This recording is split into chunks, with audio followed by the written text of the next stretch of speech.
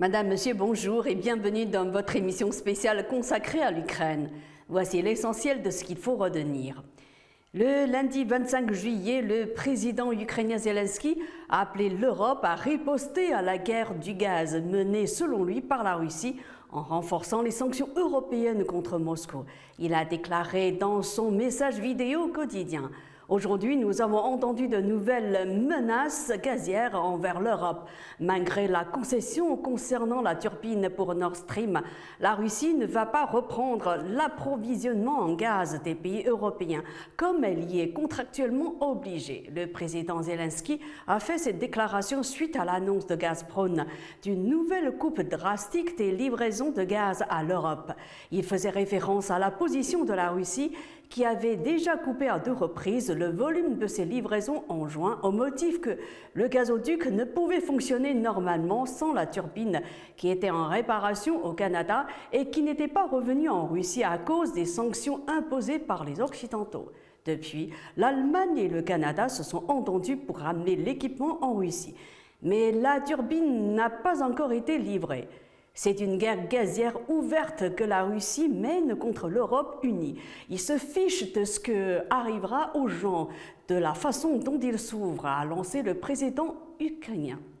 C'est pourquoi vous devez riposter, ne réfléchissez pas à la façon de faire revenir la turbine, mais renforcer les sanctions, a-t-il conclu. Les autorités ukrainiennes parlent en ce moment d'une contre-offensive majeure. Notre armée avance franchement, nous passons d'une phase défensive à une contre-offensive, a lancé dimanche Serhiy Klan, un responsable ukrainien de l'administration régionale, pour qui Kherson sera définitivement libéré d'ici septembre. La veille, le président Zelensky avait indiqué que ses troupes avançaient pas à pas. Est-ce une pure propagande pour gonfler le moral de la population alors qu'on entre dans le 16e mois de guerre?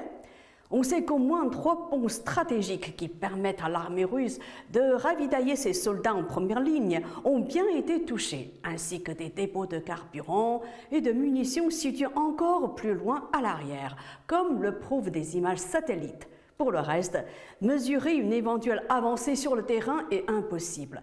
Les experts militaires qui documentent précisément les faits en croisant les sources ouvertes, messages, photos, vidéos de soldats, d'habitants, avec les images satellites et les communiqués officiels, sont en plein brouillard.